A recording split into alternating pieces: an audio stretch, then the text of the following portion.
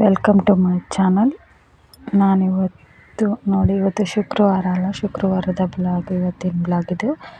ನೋಡಿ, ಬೆಳಗ್ಗೆ ಎಲ್ಲ ಶುಕ್ರವಾರ ಆಗಿರೋದ್ರಿಂದ ಬೆಳಗ್ಗೆ ಎಲ್ಲ ಬೇಗ ಪೂಜೆ ಮುಗಿಸಿದ್ವಿ. ನೋಡಿ, ಪೂಜೆ ಇವತ್ತು ಶುಕ್ರವಾರ ಆಗಿರೋದ್ರಿಂದ ಕಳಶ ಎಲ್ಲ ತುಂಬಿಟ್ಟು ಪೂಜೆ ಮಾಡಬೇಕಲ್ಲ. ನೋಡಿ, ಇವತ್ತೆಲ್ಲ ಪೂಜೆ ಮುಗಿದಿದೆ. ನೋಡಿ, ಬೆಳಗ್ಗೆ ತಿಂಡಿಗೆ ಇವತ್ತು ನಾನು ಸ್ಪೆಷಲಾಗಿ ನುಗ್ಗೆ ಹೂವಿನ ಸಾಂಬಾರು, ಹಾಗೆ ನುಗ್ಗೆ ಸೊಪ್ಪು, ಹೆಸರು ಕಾಳು ಅಕ್ಕಿ ಪಲ್ಯ, ಹಾಗೆ ನುಗ್ಗೆ ಹೂವಿನ ಪಲ್ಯ. ನುಗ್ಗೆ ಹೂವು ಜಾಸ್ತಿ ಸಿಕ್ಕಿದ್ರಿಂದ ಈ ಥರ ಮಗ್ಗುಗಳನ್ನು ಸಪ್ರೇಟಾಗಿ ತೆಗೆದಿಟ್ಕೊಂಡು ಅದನ್ನು ಸಾಂಬಾರು ಮಾಡಿದೆ. ಹಾಗೆ ಸೊಪ್ಪನ್ನು ಸ್ವಲ್ಪ ಹೆಸರು ಕಾಳು ನೆನೆ ಹಾಕಿದ್ದೀನಿ, ರಾತ್ರಿ ನೆನೆ ಹಾಕಿಟ್ಟಿದ್ದೆ. ಹೆಸರು ಕಾಳು ಜೊತೆಗೆ ಸೊಪ್ಪು ಹಾಕಿ ಪಲ್ಯ. ಹಾಗೆ ತುಂಬ ಅರಳಿದ ಹೂಗಳು ಜಾಸ್ತಿ ಇರೋದ್ರಿಂದ ಅದನ್ನೇ ಸಪ್ರೇಟಾಗಿ ಪಲ್ಯ ಮಾಡ್ತಾಯಿದ್ದೀನಿ. ಸಾಂಬಾರಿಗೆ ಎಲ್ಲ ಹೂವು ಹಾಕಿದರೆ ತುಂಬ ಜಾಸ್ತಿ ಆಗ್ಬಿಡುತ್ತೆ, ಹೂಗಳು ಜಾಸ್ತಿಯಾಗಿ ಸಾಂಬಾರು ತುಂಬ ಗಟ್ಟಿ ಆಗ್ಬಿಡುತ್ತೆ ಅಂತ ಈ ಅರಳಿರೋ ಈ ಹೂಗಳನ್ನಷ್ಟೇ ಸಪ್ರೇಟಾಗಿ ಎತ್ತಿಟ್ಕೊಂಡಿದ್ದೀನಿ. ಹಾಗೆ ಈ ಮೊಗ್ಗು ಥರ ಇರೋ ಹೂಗಳನ್ನು ಸಾಂಬಾರಿಗೆ ಹಾಕಿದ್ದೀನಿ. ನೋಡಿ, ಈ ಥರ 3 ಥರ ವೆರೈಟಿ ಮಾಡಿಟ್ಕೊಂಡಿದ್ದೀನಿ. ಈ ಸೊಪ್ಪಂತೂ ತುಂಬ ಎಳೆಯದಾಗಿತ್ತು, ನೋಡ್ಬೋದು ನೀವು. ನೋಡಿ, ಈಗ ಕುಕ್ಕರಿಗೆ 1 ಈರುಳ್ಳಿ, 1 ಟೊಮೆಟೊ ಹೆಚ್ಚಾಕೊಂಡಿದ್ದೀನಿ. ಹಾಗೆ 1 ಲೋಟ ಬೇಳೆ ಹಾಕಿ ಕುಕ್ಕರಿಗೆ ಮೊಗ್ಗು ಥರದ್ದು ಹೂವು ಇತ್ತಲ್ಲ ಎತ್ತಿಟ್ಕೊಂಡಿರೋದು, ಅದನ್ನು ಹಾಕಿ ಕುಕ್ಕರ್ ವಿಷಲ್ ಹಾಕಿ 2 ವಿಷಲ್ ಆದರೆ ಸಾಕು. ಬೇಳೆ ಹೂವು ಎಲ್ಲ ಚೆನ್ನಾಗಿ ಬೇಯುತ್ತೆ. ನಾನು 2 ವಿಷಲ್ ಕೂಗಿಸ್ಕೊಂಡಿದ್ದೀನಿ ಕುಕ್ಕರಲ್ಲಿ. ನಮ್ಮ ಕಡೆ ಸ್ವಲ್ಪ ನೀರು ಅಷ್ಟು ಸವಳು ಇರೋದ್ರಿಂದ ಬೇಗ ಬೇಳೆ 1 ವಿಷಲ್ಲಿಗೆ ಬೇಳೆ ಬೇಯೋದಿಲ್ಲ, ಹಾಗಾಗಿ 2 ವಿಷಲ್ ಹೊಡ್ಸ್ಕೊಂಡಿದ್ದೀನಿ. ನೋಡಿ, ಈ ಥರ ಮೊಗ್ಗಿರೋದೇ ತುಂಬ ಸಿಕ್ಕಿತ್ತು ನನಗೆ. ಅದನ್ನು ನೋಡಿ, ಇದಕ್ಕೂ ಸಾಂಬಾರಿಗೆ ಈ ಮೊಗ್ಗಿರೋ ಹೂವನ್ನಷ್ಟೇ ಯೂಸ್ ಮಾಡ್ಕೊಂಡಿದ್ದೀನಿ ನಾನು ಸಾಂಬಾರಿಗೆ.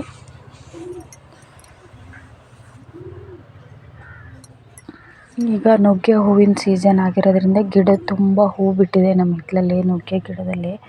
ಹಾಗಾಗಿ ಹೂಗಳನ್ನು ತಗೊಂಡ್ಬಂದು ಅದರಲ್ಲೇ ಹೂ ಕೊಯ್ಯೋ ಹೊತ್ತಿಗೆ ಹೂವಲ್ಲೇ ತುಂಬ ಸೊಪ್ಪು ಬಂದಿತ್ತು. ಅದು ಸೊಪ್ಪನ್ನು ವೇಸ್ಟ್ ಮಾಡೋದು ಬೇಡ ಅಂತ ಎಳೆದಿರೋದು ಸೊಪ್ಪನ್ನೆಲ್ಲ ಕಲೆಕ್ಟ್ ಮಾಡಿಕೊಂಡು ಅದನ್ನು ಸ್ವಲ್ಪ ಹೆಸರು ಕಾಳು ನೆನೆ ಹಾಕಿಟ್ಟಿದ್ದೀನಿ ರಾತ್ರಿ. ಹೆಸರು ಕಾಳು ಪಲ್ಯ ಜೊತೆಗೆ ನುಗ್ಗೆ ಸೊಪ್ಪಿನ ಹೆಸರು ಕಾಳು ಪಲ್ಯ. ನೋಡಿ, ರಾತ್ರಿಯೇ ಹೆಸರು ಕಾಳನ್ನು ಸಹ ನೆನೆ ಹಾಕಿಟ್ಕೊಂಡಿದ್ದೀನಿ. ಈಗ ಸಾಂಬಾರಿಗೆ ಕುಕ್ಕರ್ ಬೇಳೆ ಇಟ್ಟಿದ್ದೀನಿ.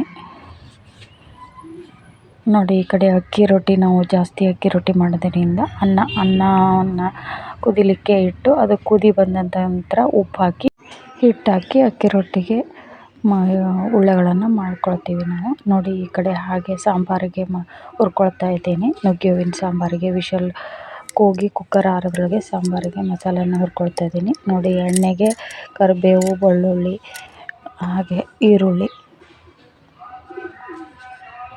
ಎಲ್ಲ ಚೆನ್ನಾಗಿ ಈರುಳ್ಳಿ ಎಲ್ಲ ಚೆನ್ನಾಗಿ ಬಾಡಿದ ತಕ್ಷಣ ಖಾರದ ಪುಡಿ, ಸಾಂಬಾರು ಪುಡಿ, ಹಾಗೆ ಅರಿಶಿನ ಪುಡಿ ಹಾಕಿ ಕೈ ಆಡಿಸ್ಕೊಳ್ತಾ ಇದ್ದೀನಿ. ನೋಡಿ, ಹಾಗೆ ಅದಕ್ಕೆ ಹಸಿ ಕೊಬ್ಬರಿಯನ್ನು ಹಾಕ್ಕೊಂಡು ಮಸಾಲಾನ ರೆಡಿ ಮಾಡ್ಕೊಳ್ತಾ ಇದ್ದೀನಿ.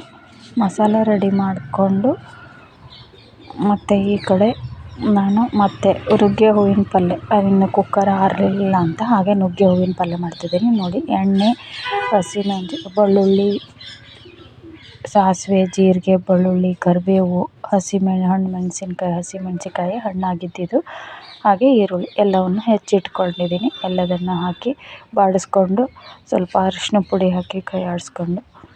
ನೋಡಿ, ನುಗ್ಗೆ ಹೂವು ಸೊಪ್ಪು, 1 ಮುಷ್ಟಿ ನುಗ್ಗೆ ಸೊಪ್ಪು ತಿನ್ನೋದ್ರಿಂದ 100 ಮೊಟ್ಟೆ ತಿಂದಷ್ಟು ಶಕ್ತಿ ಬರುತ್ತೆ ಅಂತ ಹೇಳ್ತಾರೆ. ಹಾಗಾಗಿ ನುಗ್ಗೆ ಸೊಪ್ಪು ಪೇಟೆಯಲ್ಲಿ ಸಿಗದೇ ಇರೋರು ಅದನ್ನೇ ತುಂಬ ಅಪರೂಪ ಅಂದು ಇಷ್ಟ ಮಾಡಿ ತಿಂತಾರೆ. ಹಳ್ಳಿಯಲ್ಲಿ ಎನಿ ಟೈಮ್ ಸಿಗುತ್ತೆ, ಆದರೂ ನಾವು ಹಳ್ಳಿ ಕಡೆ ಜನ ಅಲಕ್ಷ್ಯ ಮಾಡ್ತೀವಿ ಇದನ್ನು. ಆದರೂ ನಾವು ಮನೆ ಹಿತ್ತಲಲ್ಲಿ ಇರೋದ್ರಿಂದ ಅವಾಗವಾಗ ಮಾಡ್ತಾಯಿರ್ತೀನಿ. ಹೂವು ಮಾತ್ರ ಸಿಗೋದು ಅಪರೂಪ, ಸೀಸನಲ್ಲಿ ಅಷ್ಟೇ ಮಾಡೋದ್ರಿಂದ ಸೀಸನ್ ನಡೀತಾ ಇರೋವಾಗ ಆದಷ್ಟು ಇದು ನುಗ್ಗೆ ಸೊಪ್ಪು ತುಂಬ ಹೀಟು ಅನ್ನೋದ್ರಿಂದ ಬರೀ ಮಾಡ್ಕೊಂಡು ತಿನ್ನೋದಕ್ಕೂ ಆಗೋದಿಲ್ಲ. ವಾರಕ್ಕೆ 1 ಸಾರಿ, ತಿಂಗಳಿಗೆ 1-2-3 ಸಾರಿ, 1 ತಿಂಗಳು ಆಲ್ಮೋಸ್ಟ್ 1 ತಿಂಗಳು ಹೂವು ಸಿಗ್ತಾ ಇರುತ್ತೆ. ಹಂಗೂ ಹಿಂಗೂ ಆವಾಗ ಮಾಡ್ಕೊಂಡು ತಿನ್ಬೋದು 1-2-3 ಸಾರಿ. ಈಗ ಫುಲ್ಲು ನುಗ್ಗೆ ಗಿಡ ತುಂಬ ಹೂ ಬಿಟ್ಟಿದೆ. ಈಗ ನೋಡಿ, ನುಗ್ಗೆ ಅರಳಿದ ಹೂಗಳೇ ತುಂಬ ಇರೋದ್ರಿಂದ ಅವನ್ನೇ ನಾನು ಸಪ್ರೇಟಾಗಿ ಅರಳಿದ ಹೂಗಳನ್ನಷ್ಟೇ ಎತ್ತಿಟ್ಕೊಂಡು ನುಗ್ಗೆ ಹೂವಿನ ಪಲ್ಯ ಟ್ರೈ ಮಾಡೋಣ ಅಂತ ಸಪ್ರೇಟಾಗಿ ಮಾಡಿದ್ದೀನಿ. ನೋಡಿ, ಸ್ವಲ್ಪ ಅರಿಶಿನ ಪುಡಿ ಹಾಗೆ ಅರಿಶಿನ ಪುಡಿನೂ ಹಾಕಿ ಬಾಡಿಸ್ಕೊಂಡಿದ್ದೀನಿ. ನಾನು ಇದನ್ನು ನುಗ್ಗೆ ಹೂವಿನ ಪಲ್ಯಕ್ಕೆ ಏನು ಸ್ಪೆಷಲಾಗಿ ಬೇರೆ ಐಟಮ್ಸ್ ಏನೂ ಹಾಕಿಲ್ಲ. ಎಲ್ಲ ಒಗ್ಗರಣೆ ಪಲ್ಯಕ್ಕೆ ಹಾಕೋ ಥರನೇ ಕರಿಬೇವು, ಬೆಳ್ಳುಳ್ಳಿ, ಸಾಸಿವೆ, ಜೀರಿಗೆ, ಈರುಳ್ಳಿ, ಹಸಿಮೆಣಸಿನ್ಕಾಯಿ, ಅರಿಶಿನ ಪುಡಿ ಅಷ್ಟೇ ಹಾಕಿ ಬಾಡಿಸ್ಕೊಂಡಿದ್ದೀನಿ. ಆಮೇಲೆ ಅದಕ್ಕೆ ಸ್ವಲ್ಪ ಟೇಸ್ಟ್ ಬರಲಿ ಅಂತ ಈ ಕಡೆ ಬೇಳೆ ಬೇಯಿಸಿದ್ನಲ್ಲ, ಆ ಬೇಳೆನ ಸ್ವಲ್ಪ ಹಾಕಿ ಆ ನುಗ್ಗೆ ಹೂವಿನ ಪಲ್ಯಕ್ಕೆ ಕೈ ಆಡಿಸಿ ಇಟ್ಕೊಂಡಿದ್ದೀನಿ ಅಷ್ಟೇ. ಬೇಳೆನೂ ನೋಡಿ, ಈ ಕಡೆ ಬೇಳೆ ನುಗ್ಗೆ ಹೂವು ತುಂಬ ಚೆನ್ನಾಗಿ ಬೆಂದಿದೆ. ಹಾಗೆ ರುಬ್ಬಿಟ್ಟು ಮಸಾಲೆ ಹಾಕ್ಕೊಂಡು ಕೈ ಆಡಿಸ್ಕೊಳ್ತಾ ಇದ್ದೀನಿ. ಹಾಗೆ ಇದನ್ನು ಸಹ ಮಸಾಲೆ ಹಾಕಿ ಉಪ್ಪು, ಬೆಲ್ಲ ಎಲ್ಲವನ್ನು ಹಾಕಿ ಕೈ ಆಡಿಸ್ಕೊಂಡು ಸಾಂಬಾರು ಕುದ್ದಿದ್ದ ತಕ್ಷಣ ಒಗ್ಗರಣೆ ಹಾಕಿದರೆ ಸಾಂಬಾರು ರೆಡಿಯಾಗಿಬಿಡುತ್ತೆ. ಸಾಂಬಾರು ನಮಗೆ ಎಷ್ಟು ದಪ್ಪ ಬೇಕೋ ಅಷ್ಟು ನಾವು ಮಾಡ್ಕೊಬೋದು. ತೆಳು ಬೇಕು ಅನ್ನೋರು ನೀರು ಸೇರಿಸ್ಕೋಬೋದು. ನಾನು ಮಧ್ಯಾಹ್ನ ಅನ್ನಕ್ಕೂ ಆಗುತ್ತೆ ಅಂತ ಸ್ವಲ್ಪ ತೆಳುವಾಗೆ ಮಾಡಿದ್ದೆ. ಹೇಗೂ ಪಲ್ಯ, ನುಗ್ಗೆ ಸೊಪ್ಪಿನ ಪಲ್ಯ ಹಾಗೂ ಹೆಸರು ಕಾಳು ಸೊಪ್ಪಿನ ಪಲ್ಯ ಮಾಡ್ತಾಯಿದ್ದೀನಿ ಅಂತ ಸಾಂಬಾರನ್ನು ಸ್ವಲ್ಪ ತೆಳುವಾಗೆ ಮಾಡ್ಕೊಂಡಿದ್ದೆ. ಅದಕ್ಕೆ ಉಪ್ಪು, ಹುಳಿ, ಬೆಲ್ಲ ಎಲ್ಲ ಹಾಕಿ ಕುದಿಸಿ ಆಮೇಲೆ ಒಗ್ಗರಣೆ ಹಾಕಿ ತೆಗೆದಿಟ್ಟರೆ ಮುಗೀತು. ನೋಡಿ, ಈ ಕಡೆ ಹೆಸರು ಕಾಳು ಚೆನ್ನಾಗಿ ನೆಂದಿದೆ. ನುಗ್ಗೆ ಸೊಪ್ಪನ್ನು ಹೆಸರು ಕಾಳು ಜೊತೆಗೆ ಹಾಕಿ ಮಾಡೋಣ ಅಂತ ಸಪ್ರೇಟಾಗಿ ಎತ್ತಿಟ್ಕೊಂಡಿದ್ದೆ. ನೋಡಿ, ಸಾಂಬಾರು ಕುದಿ ಬರ್ತಾಯಿದೆ. ನೋಡಿ, ಈಗ ಸಾಂಬಾರಿಗೆ ಒಗ್ಗರಣೆ ಹಾಕ್ತಾಯಿದ್ದೀನಿ.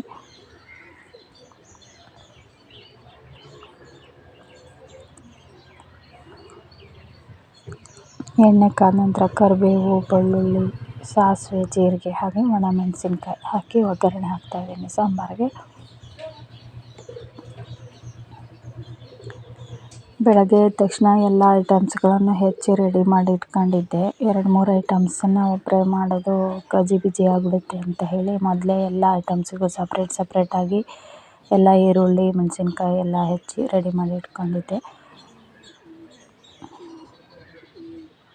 ನೋಡಿ, ಹಾಗೆ ಅದೇ ಸಾರಿಗೆ ಹಾಕಿದ ಒಗ್ಗರಣೆಗೆ ಸ್ವಲ್ಪ ಎಣ್ಣೆ ಜಾಸ್ತಿ ಆಗಿತ್ತು ಅಂತ ಅದನ್ನೇ ಸ್ವಲ್ಪ ಉಳಿಸ್ಕೊಂಡು ಈ ಕಡೆ ನಾನು ನುಗ್ಗೆ ಸೊಪ್ಪಿನ ಪಲ್ಯ, ಹೆಸರು ಕಾಳು ನುಗ್ಗೆ ಸೊಪ್ಪಿನ ಪಲ್ಯನ ಮಾಡ್ಕೊಳ್ತಾ ಇದ್ದೀನಿ. ನೋಡಿ, ಅದಕ್ಕೂ ಸಹ ಎಲ್ಲ ಒಗ್ಗರಣೆ ಪಲ್ಯಕ್ಕೆ ಹಾಕೋ ಥರನೇ ಸಾಸಿವೆ, ಜೀರಿಗೆ, ಬೆಳ್ಳುಳ್ಳಿ, ಕರಿಬೇವು, ಈರುಳ್ಳಿ, ಮೆಣಸಿನ್ಕಾಯಿ ಹಾಕಿ ಬಾಡಿಸ್ಕೊಂಡು ಅದಕ್ಕೆ ನುಗ್ಗೆ ಸೊಪ್ಪನ್ನು ಸ್ವಲ್ಪ ಮೊದಲು ಒಗ್ಗರಣೆಯಲ್ಲಿ ಬಾಡಿಸ್ಕೊಳ್ತಾ ಇದ್ದೀನಿ. ನುಗ್ಗೆ ಸೊಪ್ಪು ಸ್ವಲ್ಪ ಚೆನ್ನಾಗಿ ಕಲರ್ ಚೇಂಜಾಗಿ ಬಾಡಿದ ನಂತರ ಅದಕ್ಕೆ ಹೆಸರು ಕಾಳು ಹಾಕಿ ಕೈ ಆಡಿಸ್ಕೊಂಡು ಆಮೇಲೆ ಅದಕ್ಕೆ ಬೇಕಾದಷ್ಟು ಉಪ್ಪು, ಹುಳಿ, ಬೆಲ್ಲ ಎಲ್ಲವನ್ನು ಹಾಕಿದರೆ ಹೆಸರು ಕಾಳು ನುಗ್ಗೆ ಸೊಪ್ಪಿನ ಪಲ್ಯ ರೆಡಿ ಆಗಿಬಿಡುತ್ತೆ.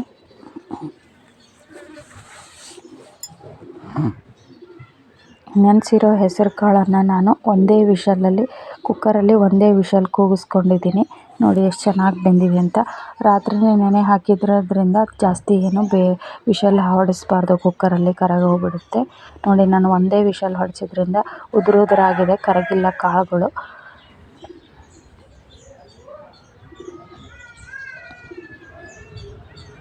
ನೋಡಿ, ನುಗ್ಗೆ ಸೊಪ್ಪು ಜಾಸ್ತಿ ಇರಲಿಲ್ಲ. ನಾನು ಎಷ್ಟು ಸಿಕ್ಕಿತ್ತು ಅಷ್ಟೇ ನುಗ್ಗೆ ಸೊಪ್ಪನ್ನು ಹಾಕಿ ಪಲ್ಯ ಮಾಡಿದ್ದೀನಿ. ನೋಡಿ, ಉಪ್ಪು, ಹುಳಿ, ಬೆಲ್ಲ ಬೇಕು ಅನ್ನೋರು ಹಾಕ್ಕೋಬೋದು, ಬೇಡ ಅನ್ನೋರು ಬಿಡ್ಬೋದು.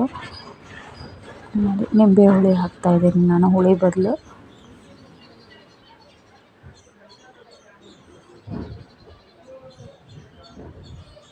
ಮಕ್ಕಳು ಸ್ವಲ್ಪ ಹೆಸರು ಕಾಳುಗಳ ಪಲ್ಯನ ಇಷ್ಟಪಡೋದ್ರಿಂದ ಏನಾದರೂ ಸಾಂಬಾರು ನುಗ್ಗೆ ಹೂವಿನ ಪಲ್ಯನ ತಿಂತಾರೋ ಇಲ್ಲೋ ಅಂತ ನಾನು ಇವತ್ತು ನುಗ್ಗೆ ಸೊಪ್ಪನ್ನು ಯೂಸ್ ಮಾಡಿ ಅವರಿಗೆ ಮಕ್ಕಳು ತಿನ್ಬೋದು ಅಂತ ಹೆಸರು ಕಾಳು ಪಲ್ಯನೂ ಸಹ ಮಾಡಿದ್ದೀನಿ.